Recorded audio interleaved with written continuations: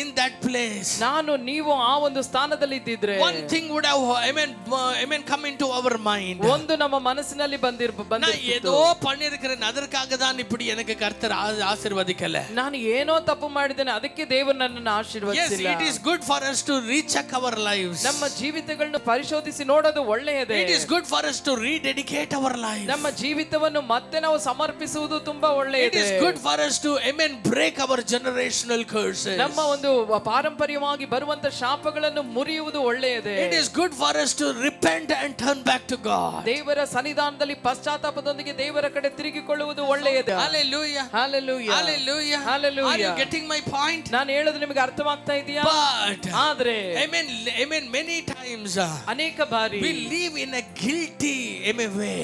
ನಾವು ತಪ್ಪಿತಸ್ಥ ಮನೋಭಾವನಲ್ಲೇ ಜೀವಿಸ್ತೇವೆ. We think ನಾವು ನೆನೆಸ್ತೇವೆ it is our own fault. ಇದು ನಮ್ಮ ತಪ್ಪೇ. Amen. It is because the curse that I carry. ನಾನು ಹೊತ್ತುಕೊಂಡಿರುವ ಶಾಪದ ನಿಮಿತ್ತವೇ ಹೀಗೆಲ್ಲ ನಡೀತಾ ಇದೆ. It is because I am unworthy for the blessing. ದೇವರ ಆಶೀರ್ವಾದಕ್ಕೆ ನಾನು ಅಯೋಗ್ಯನಾಗಿರುವುದರಿಂದ ನನಗೆ ಈ ರೀತಿ ನಡೀತಾ ಇದೆ. ಕಾಲ ನೇರದಲ್ಲಿ ಆವಿಯಾನವರು சொல்லுகிறார். ಈ ಮುಂಜಾನೆ ಈ ಸಮಯದಲ್ಲಿ ದೇವರ ಆತ್ಮನೇ ಹೇಳ್ತಾ ಇದ್ದಾರೆ. Holy Spirit says there are some people here. ಪವಿತ್ರ ಆತ್ಮ ದೇವರು ಹೇಳ್ತಾ ಇದ್ದಾರೆ, ಇಲ್ಲಿ ಕೆಲವರು ಇದ್ದೀರಾ. Amen. Because you didn't see the answers for your prayers for a long time. ನಿಮ್ಮ ಪ್ರಾರ್ಥನೆ ಅನೇಕ ದಿನಗಳಿಂದ ನಿಮ್ಮ ಪ್ರಾರ್ಥನೆಗೆ ಸದುತ್ತರ ಇನ್ನೂ ನಿಮಗೆ ಸಿಗಲಾರದ ಕಾರಣದಿಂದ Amen. You have decided.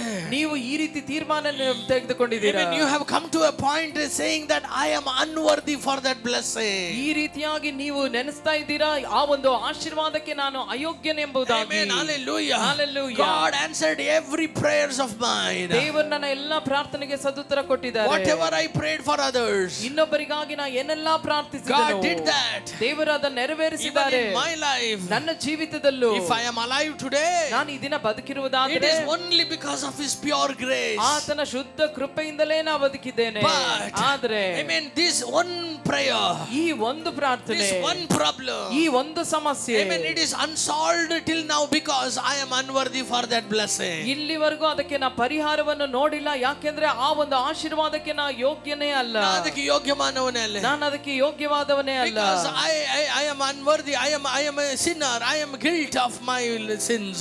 ನಾನು ಪಾಪಿ, ನನ್ನ ಪಾಪದ ನಿಮಿತ್ತ ನಾನು ತಪ್ಪಿತಸ್ಥನಾಗಿ ಆ ಒಂದು ಯೋಚನೆಯಲ್ಲೇ ನಾನು ಜೀವಿಸ್ತಾ ಇದ್ದೇನೆ. Amen. So what you started to do?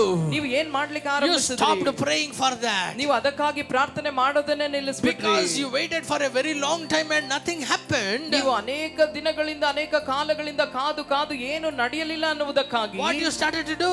ನೀವು ಏನ್ ಮಾಡ್ಲಿಕ್ಕೆ Slowly ಆರಂಭಿಸಿದ್ರಿ? your faith reduced. ಸ್ವಲ್ಪ ಸ್ವಲ್ಪವಾಗಿ ನಿಮ್ಮ ನಂಬಿಕೆ ಕುಗ್ಗಿಸಲ್ಪಡ್ತು. Slowly your prayer reduced. ನಿಮ್ಮ ಪ್ರಾರ್ಥನೆಯು ಕೂಡ ದಿನೇ ದಿನೇ ಹಾಗೆ ಕಡಿಮೆ ಆಗ್ತಾ ಬಂತು. Hallelujah. Hallelujah. Amen. As your faith started to die, ನಿಮ್ಮ ನಂಬಿಕೆ ಹಾಗೆ ಸಾಯ್ತಾ ಇದ್ದಾಗ you started to compromise with the situation. ಹಾಗೆ ಆ ಒಂದು ಸಮಸ್ಯೆಯೊಂದಿಗೆ ನೀವೇ ಹಾಗೆ ಸರಿ ಹೊಂದಲಿಕ್ಕೆ What ಆರಂಭಿಸಿದ್ರಿ. Zechariah did? ಜಕರ್ನಿ ಏನ್ ಮಾಡಿದ್ನು? Amen. என்ன பண்ணாருங்க Zechariah? ಆತನ ಏನು He ಮಾಡಿದ್ನು? started to adjust with the situation. ಅಲ್ಲಿದ್ದ ಪರಿಸ್ಥಿತಿಗೆ ಹಾಗೆ ಆತನು ಹಾಗೆ ಒಂದಾಗ್ಬಿಟ್ನು. ಆ ಸಮಸ್ಯೆಯೊಂದಿಗೆ ಹೊಂದಿಕೊಂಡು ಹೋಗ್ಲಿಕ್ಕೆ ಆರಂಭಿಸಿದ. He started to say, Amen. குழந்தை இல்லைன்னா என்ன இப்போ?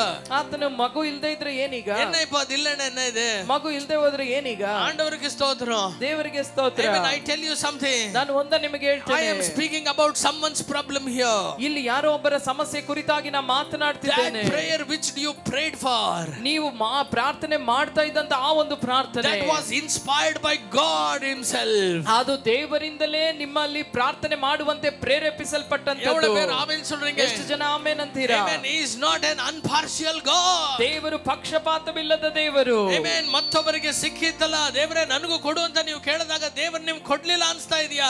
ದೇವರು ಪಕ್ಷಪಾತಿಯಾದ ದೇವರು ಅಲ್ವೇ ಅಲ್ಲ.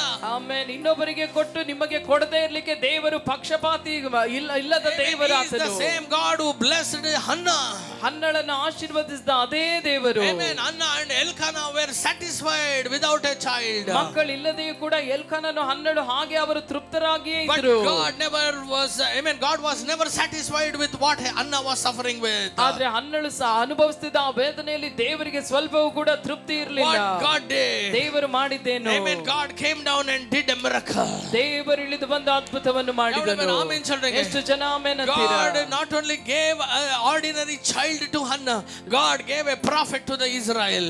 ದೇವರು ಸಾಧಾರಣ ಮಗುವನ್ನು ಹನ್ನಳಿಗೆ ಕೊಡದೆ ಇಸ್ರಾಯೇಲಿಗೆ ಒಬ್ಬ ಪ್ರವಾದಿಯನ್ನು ದೇವರು ಕೊಟ್ಟರು. This morning as a prophet of God I am speaking to you. ಈ ಮುಂಜಾನೆ ಸಮಯದಲ್ಲಿ ದೇವ ಪ್ರವಾದಿಯಾಗಿ ನಾನು ಮಾತನಾಡ್ತೇನೆ. Amen. நீங்க எந்த ஒரு அற்புதத்துக்காக நீங்க ஜெபிச்சீங்களோ அது தேவ சித்தம் இல்லைன்னு நீ நிறுத்தி விட்டாயா, அது தேவனுடைய சித்தம் தான் உன்னுடைய வாழ்க்கையில. ನೀವು ಯಾವ ಪ್ರಾರ್ಥನೆಯನ್ನು ಮಾಡ್ತಾ ಇದು ದೇವರ ಚಿತ್ತ ಅಲ್ಲ ಅಂತ ನೀವು ನಿಲ್ಲಿಸಿ ಬಿಟ್ಟಿದ್ದೀರೋ ಆ ಒಂದು ಪ್ರಾರ್ಥನೆ ಆ ಒಂದು ಕಾರ್ಯ ದೇವರಿಂದಲೇ ಬಂದದ್ದು, ಅದು ದೇವರ ಚಿತ್ತವೇ. ಉಪವಾಸಗಳು ಬ್ರದರ್, ಎಷ್ಟು ಉಪವಾಸಗಳು ಬ್ರದರ್, எவ்வளவு கண்ணீர் இட்டிருக்கிற பிரதர், ಎಷ್ಟು ಕಣ್ಣೀರಿಟ್ಟಿದ್ದೇನೆ இந்த ಬ್ರದರ್. பிரச்சனை மாறவே மாட்டேங்குது, ಈ ಸಮಸ್ಯೆ ಮಾರ್ಪಡ್ತಾನೆ ಇಲ್ಲ. ಆಮೆನ್. ಅದ್ಭುತ நடக்கவே மாட்டேங்குது, ಈ ಅದ್ಭುತ ನಡೀತಾನೆ ಇಲ್ಲ. This morning the Lord is speaking to you. ಈ ಮುಂಜಾನೆ ದೇವರು ನಿಮ್ಮೊಂದಿಗೆ ಮಾತನಾಡ್ತಾ ಇದ್ದಾರೆ. Speaking to you. ಪವಿತ್ರ ಆತ್ಮ ದೇವರು ನಿಮ್ಮೊಂದಿಗೆ ಮಾತನಾಡ್ತಾ give ಇದ್ದಾರೆ. up. ಬಿಟ್ಟು ಕೊಡಬೇಡಿ, Never give up. ಎಂದಿಗೂ ಬಿಟ್ಟು ಕೊಡಬೇಡಿ. As sure as the sun rises, ಸೂರ್ಯನು ಉದಯಿಸುವುದು ಎಷ್ಟು ನಿಶ್ಚಯವೋ, so shall the Lord rise upon you.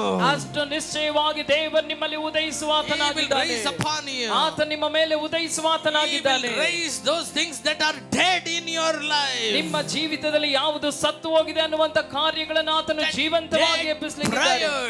ಎಲ್ಲ ಸತ್ತಂತ ಪ್ರಾರ್ಥನೆಗಳು, dead faith, ಸತ್ತಂತ ನಂಬಿಕೆ will come back to life in Jesus name. ಅದು ಮತ್ತೆ ಯೇಸುವಿನ ನಾಮದಲ್ಲಿ ಜೀವಂತವಾಗಿ ಎದ್ದೇಳಲಿಕ್ಕಿದೆ. ಯೇಸುವಿನ ನಾಮದಲ್ಲಿ ಜೀವಂತವಾಗಿ ಎದ್ದೇಳ್ತಿದೆ. As Ezekiel prophesied, I prophesy. Ezekiel ಪ್ರವಾದಿಸಿದಂತೆ ನಾ ಪ್ರವಾದಿಸ್ತೇನೆ. Let every dry bones come back to life in Jesus name. ಎಲ್ಲ ಒಣ ಎಲುಬುಗಳು ಯೇಸುವಿನ ನಾಮದಲ್ಲಿ ಜೀವಂತವಾಗಿ ಎದ್ದೇಳಲಿ. Let every dry bones come back to life in Jesus name. ಎಲ್ಲ ಒಣ ಎಲುಬುಗಳು ಯೇಸುವಿನ ನಾಮದಲ್ಲಿ ಜೀವಂತವಾಗಿ ಬರಲಿ. எவ்வளவு பேர் ஆமென் சொல்றீங்க? ಎಷ್ಟು ಜನ ಆಮೆನ್ ಅಂತೀರಾ? Hallelujah. Hallelujah.